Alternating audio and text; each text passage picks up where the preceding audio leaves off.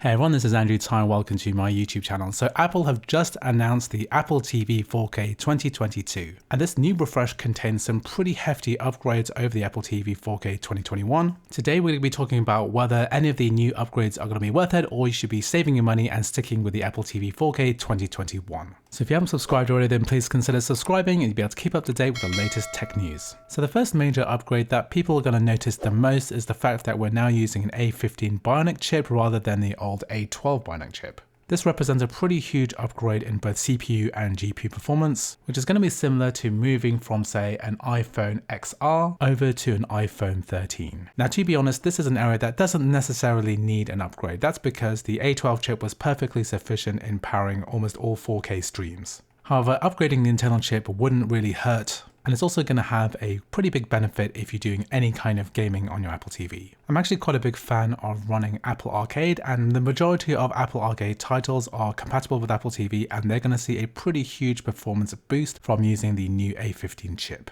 Once the baseline performance of the Apple TV increases, then hopefully we're going to see more demanding titles come to Apple Arcade and Apple TV in the future.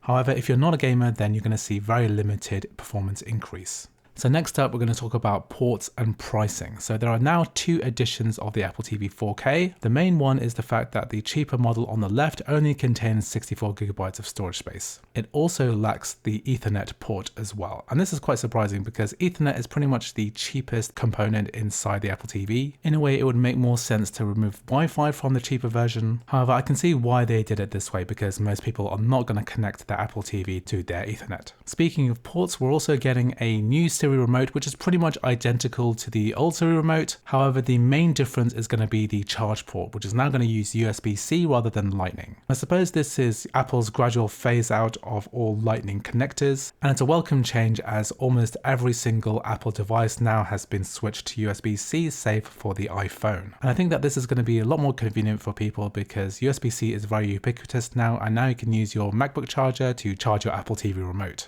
So another upgrade is the fact that the Apple TV 4K 2022 now supports HDR+ in addition to Dolby Vision. So if you're not familiar with this, these are two different standards for displaying HDR. And it's going to be most relevant if you have a TV which only supports HDR10+, then the Apple TV 4K 2022 is going to be a must-have for you. So next up is the price decrease. So in very un-Apple fashion, they've actually decreased the prices of Apple TV. So the base model with 64 gigabytes of storage is only $129, and the higher end model is only $149 with 128 gigabytes of space. And now this makes the Apple TV 4K one of the most compelling streaming boxes, as one of the main complaints against the 2021 edition is that it was too expensive compared to some of the competition. Now at $129 for the base model, I think this is an excellent deal. However, personally, I'm going to be spending the extra $20 and buying the 128 gigabyte version so I can install more games and also get higher performance on those games as well, especially running at the 4K resolution.